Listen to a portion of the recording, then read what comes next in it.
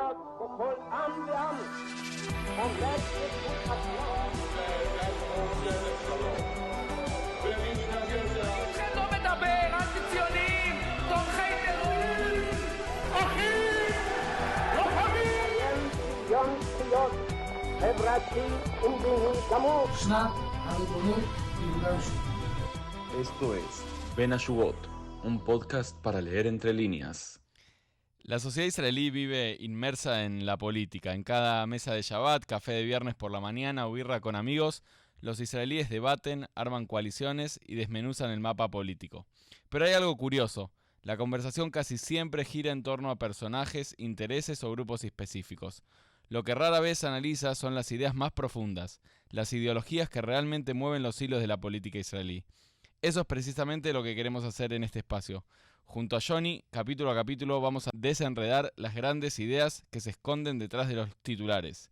Nuestro objetivo, ayudarte a leer entre líneas. Por eso el nombre, Ben Ashurot, y descubrir lo que no siempre es evidente. ¿Cómo andas, Johnny?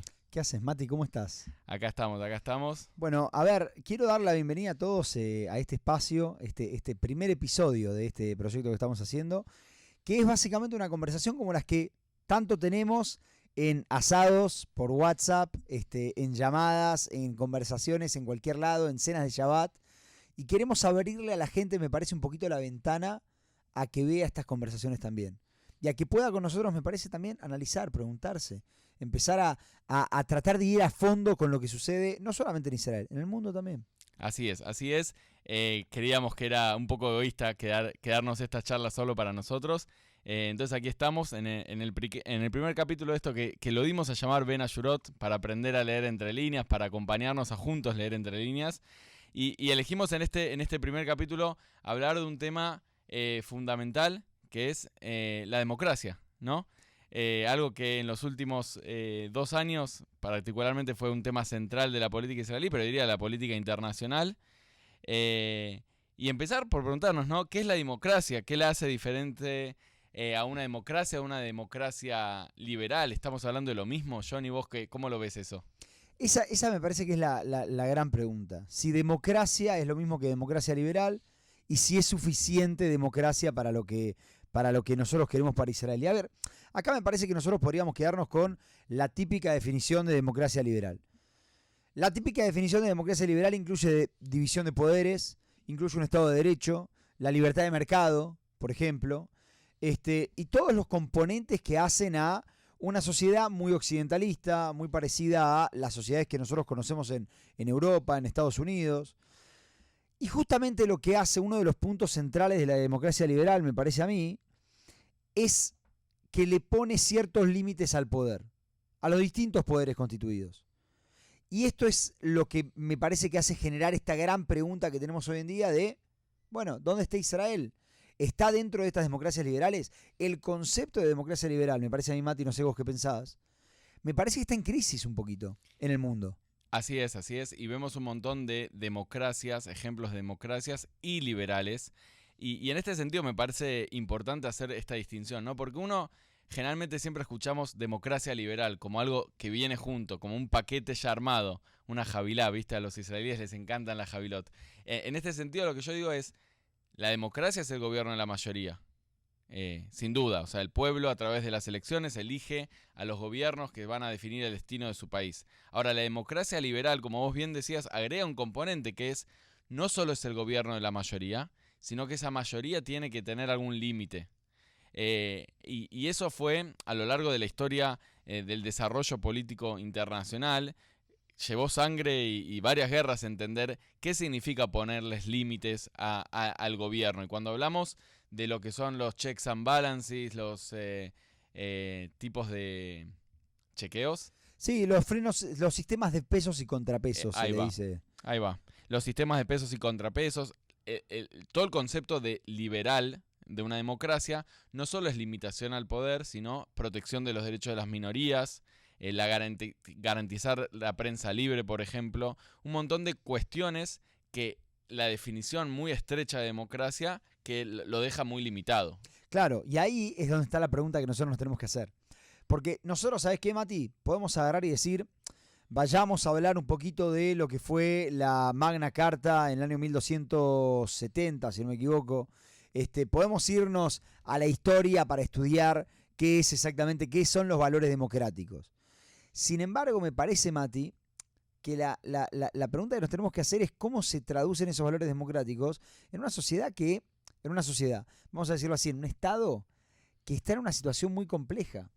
Porque Israel siempre tuvo, me parece a mí, tensión con el concepto de democracia por la situación especial en la que nace y en la que vive hace 76 años. Bueno, claramente ese es un punto muy interesante que vos tocás, porque el movimiento sionista en sus primeros comienzos y hoy en día siempre fue un movimiento democrático, o sea, en el sentido de que las mujeres en el movimiento sionista tuvieron derecho a voto desde un primer momento y era un movimiento en donde las decisiones del propio movimiento, ya los famosos congresos sionistas desde el primero en 1897 hasta hoy en día, las decisiones se toman por democracia. Ahora, una cosa es cuando vos estás hablando de un movimiento político que tiene como objetivo lograr la autodeterminación de un pueblo, y una cosa es un Estado ya conformado, con instituciones, y ahí está esta pregunta que es, creo que trasciende también a Israel, pero que acá la estamos viviendo muy, muy a flor de piel, también desde los debates de la Reforma, que ya tendremos capítulos para analizar eso, que es, ¿puede una democracia sobrevivir sin ser liberal? Esa es la pregunta que creo que gira en torno a todo lo que estamos hablando. Claro, porque, a ver, en el mundo estamos viendo que esto está sucediendo. En el mundo estamos viendo que diferentes democracias se van convirtiendo cada vez en democracias mucho menos liberales, sin llegar necesariamente a dictaduras. Por ejemplo, en Venezuela estamos teniendo una situación en la cual ya se pasó cualquier tipo de límite. Pero en países de Latinoamérica donde se van avasallando de a poco derechos individuales, libertades, etcétera, estamos viendo que no se llega a deformar por completo la democracia, pero, como diría cierto partido político, que no se rompa pero se doble, ¿no? Y me parece que va por ese camino. Si nosotros vamos hacia Europa, la Europa de hoy es una Europa muy poco liberal. Pero pensemos en Israel un poquito como democracia, porque eso me parece que es muy interesante. Israel, sí, ibas a decir algo. No, que con lo que vos mencionabas anteriormente, hay un libro, un paper o libro muy cortito que lo recomiendo fuertemente, que se llama How Democracies Die, Cómo mueren las democracias, de Daniel Ziblatt y Steven Levitsky. El libro ese es muy interesante porque plantea en grandes rasgos la tesis que es: las democracias, nos alertan estos autores, las democracias en el siglo XXI no mueren a través de tanques militares como estábamos acostumbrados en los 80, en los 90, quienes venimos de Latinoamérica lo sabemos muy bien eso, sino que las democracias mueren desde adentro. ¿Qué significa? Es con un proceso de degradación de las instituciones públicas, con un avasallamiento a los derechos individuales, a los derechos de las minorías, a todos estos frenos y contrapesos que estábamos hablando. Y en este proceso de deterioro de las democracias, los ciudadanos de repente se encuentran en una situación donde, wow, yo vivía en una democracia y ahora el estado en el que vivo cambió su cara. Y creo que es muy interesante entender este fenómeno de que la democracia rara vez en los países occidentales se destruye a través de tanques de guerra o cuarteles militares levantándose contra el poder constituido, sino a través de procesos de deterioro propios de la misma democracia. Sí, y llevados a cabo generalmente por una mayoría clara. Y ahí es donde el primer punto que generalmente se termina desintegrando de la democracia es la protección de las minorías. Mirá qué interesante. Hay una investigación muy interesante que salió en el mes pasado de la Universidad de Harvard que a mí me dejó pensando mucho en este sentido de que las ciudades con valores democráticos, con mayor respeto por los valores democráticos, son aquellas cosmopolitas. Y las ciudades que son mucho menos cosmopolitas, que tienen una población mucho más homogénea, terminan siendo sociedades con mucho menos respeto por los valores democráticos. Pareciera ser que ciudades como Nueva York, como París, por ejemplo, van a ser ciudades que naturalmente van a tender a respetar mucho más los valores democráticos que ciudades donde las poblaciones son mucho más homogéneas. Y eso es algo que nos tiene que decir mucho a nosotros de cómo se evalúa lo que es una democracia, que es, me parece, lo que nos trae a tratar de entender cómo es la aplicación de estos valores democráticos en Israel, Mati. Así es, y volviendo o empezando a intentar entender qué significa esto de un Estado judío y democrático, hay una tensión quizás inherente entre ambos conceptos, el concepto de Estado judío y Estado democrático, es decir, es un Estado con igualdad de derechos para todos, pero es el Estado nacional del pueblo judío, el único en el mundo también, y esa particularidad de Estado Nacional del pueblo judío, y cuando yo digo judío acá no me refiero a judaísmo como una mera comunidad religiosa, sino como una nación, el pueblo judío como una nación. Entonces, digamos, estos conceptos están en tensión, por ejemplo, y esa tensión se ve manifestada claramente en, por ejemplo, la famosa Joca León, ¿te acordás hace unos años? La ley de nacionalidad, que no dice más ni menos de lo que establece un poco la Declaración de la Independencia de Israel. Este es el hogar nacional del pueblo judío. Ahora, eso hay quienes lo interpretan como una cuestión de primacía del componente judío por sobre el componente democrático de Israel. No sé cómo lo ves vos. A ver, la ley de la nacionalidad, la Joca León, es verdad, no dice mucho más que lo que dice la Declaración de Independencia. Sin embargo, y sin meterme acá en muchas cuestiones técnicas, pero imagínense que una ley fundamental es básicamente como hablar un capítulo de una constitución. Lo vamos a explicar también en otro momento.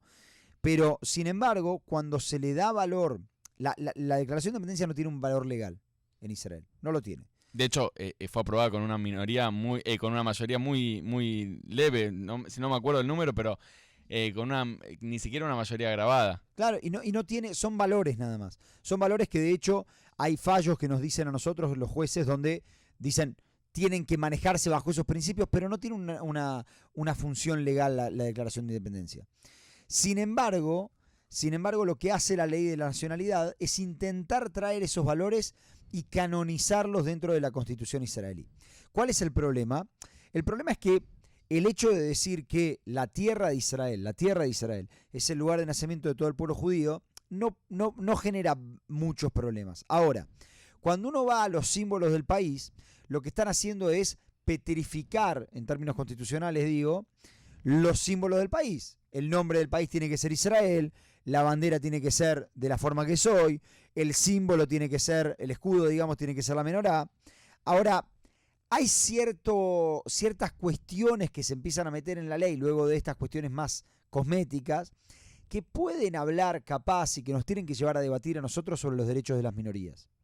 Por ejemplo, estoy hablando de que Jerusalén completa y unificada es la capital de Israel. ¿Qué significa completa y unificada?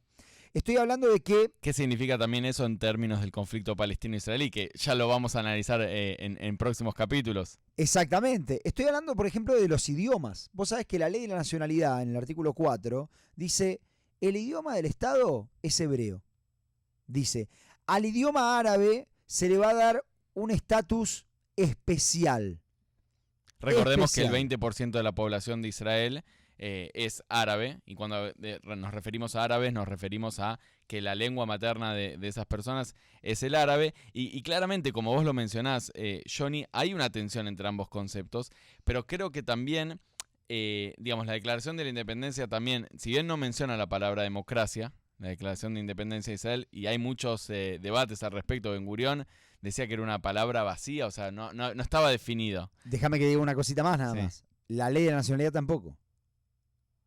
La ley de la nacionalidad no establece que Israel tiene que ser un Estado democrático, sino que tiene que ser un Estado judío. De ahí la pregunta de si judío y democrático es una tensión o deberían ir juntos. O sea, en mi opinión deberían ir juntos. Claramente esa unión genera una tensión y nos lleva a la pregunta, y ahí un poco nos metemos más también en ¿quién va a ser el guardián de ambos conceptos? ¿Quién va a ser el guardián de que Israel siga siendo un Estado judío? ¿Y quién va a ser el guardián de que Israel sea un Estado democrático? ¿La Knesset con la legislación? ¿Los tribunales con límites a la legislación de la Knesset? ¿El Poder Ejecutivo con la iniciativa de legislaciones para empujar algún concepto u otro? Y creo que ahí nos metemos un poco también en este debate que se dio un poco con la reforma de, bueno, si vamos a hacer una democracia, entonces la mayoría puede elegir el futuro o el destino de la nación, pero si vamos a hacer una democracia liberal, como hablábamos al principio del capítulo, ojo, porque la mayoría también tiene que tener un límite. La mayoría tiene que tener un límite y tiene que existir estos derechos fundamentales también para las minorías. Y no pasa por el idioma, pero sí pasa por el respeto a su estilo de vida, por ejemplo. ¿Podemos crear un Estado judío que sea 100% democrático? ¿O los valores están en tensión? ¿Tenemos que elegir entre judío y democrático para vos, Mati? Bueno, creo que ese es el desafío más apremiante que tiene Israel. Obviamente estamos grabando esto en diciembre de 2024 y estamos en una guerra en 7 frentes, o sea, también ese es uno de los principales desafíos, el desafío de seguridad, pero creo que la pregunta por la identidad del Estado es una pregunta que a lo largo de estos 75 años o más quedó postergada muchas veces. Quedó muchas veces postergada y un poco lo que estamos intentando hacer acá es desentrañar, ¿no? Desmenuzar qué significa estos conceptos. A ver, vamos a pasar un poquito por, si te parece, quiero tratar de traer un poquito de las narrativas que hay dentro de Israel. Hay ciertos sectores que nos vienen a decir a nosotros que Israel, por ser la tierra del pueblo judío, tiene que ser la tierra del pueblo judío, el Estado judío par excellence, y en consecuencia tiene que ser un lugar donde no solamente se hable hebreo, sino se respete también a quienes estudian Torá.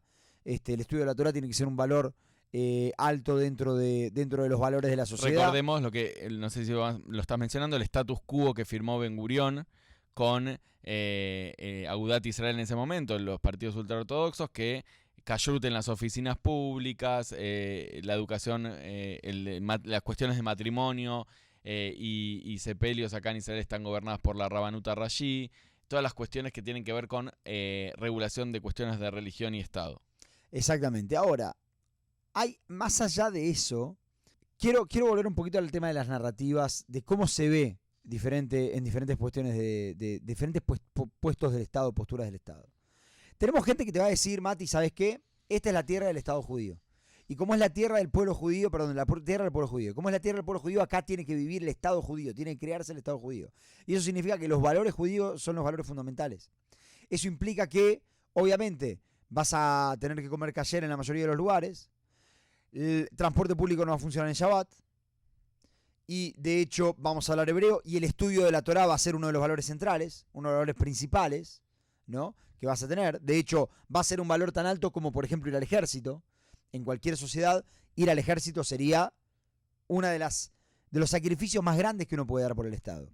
Y aquí, por ejemplo, hay sectores que te dicen, estudiar Torá tiene que ser lo mismo, porque tiene que ser la misma obligación.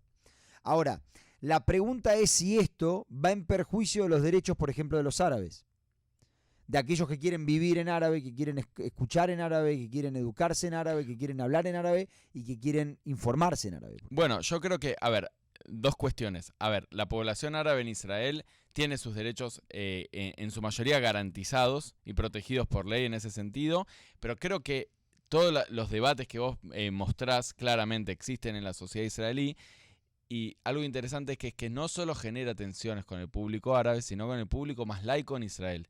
Un público que no necesariamente come kasher, no necesariamente está de acuerdo con que el estudio de la Torá, en los términos que lo plantean algunos grupos ultraortodoxos, coincida con ir al ejército como máxima sacrificio por el Estado. Un público que quiere viajar en Shabbat. Un público que quiere viajar en Shabbat, que quiere poder ir a visitar a sus familiares en Shabbat, o un montón de cuestiones. Y todas estas tensiones de judío y democrático están presentes en la Declaración de Independencia, están presentes en la legislación de Israel a lo largo de la historia, y están presentes hoy en día, estamos hablando de diciembre de 2024, lo que estamos debatiendo también es ortodoxos sí al ejército, no al ejército, o sea, sigue estando presente esto. Ahora, como para ir cerrando un poco este primer capítulo, y me parece que abrimos un montón de temas que tienen que ver con Estado judío y democrático, pero también con la cuestión de democracia y democracia liberal, un poco lo que queríamos mostrar acá es esta idea de Israel es un Estado democrático. Es un Estado democrático y un Estado liberal, por lo menos hasta ahora, con protección de las minorías, con una prensa libre. Y vamos a intentar en los próximos capítulos ir entendiendo qué significa estos diferentes componentes que hacen a la democracia liberal israelí. Sí, vamos a preguntarnos también si la cara de Israel no cambió. Vamos a preguntarnos la relación de Israel con sus minorías y vamos a preguntarnos si continúa siendo una democracia liberal como debe ser, un Estado de Derecho, una libertad de mercado, protección de las minorías, si todos estos elementos continúan estando vivos en Israel y si siempre lo estuvieron. A ver, me parece que la gran pregunta que nos tenemos que hacer, Mati, y que le tenemos que hacer a todos los que nos escuchan, es dónde trazamos la línea entre democracia y democracia liberal. Que creo que no es una pregunta excluyente o exclusiva para Israel, creo que es un fenómeno que estamos viendo a nivel internacional, pero que claramente nosotros estamos grabando aquí en Jerusalén, la capital de Israel, entonces nos centramos en su aplicación empírica acá en Israel. E intentamos un poco con nuestras explicaciones ayudar a la gente a, leer entre líneas. Reflexionar. Así es. Bueno, estamos terminando el primer capítulo. Muchas gracias por escucharnos. Nos vemos en el próximo capítulo. Sobre el sistema político israelí. Chau. Chau.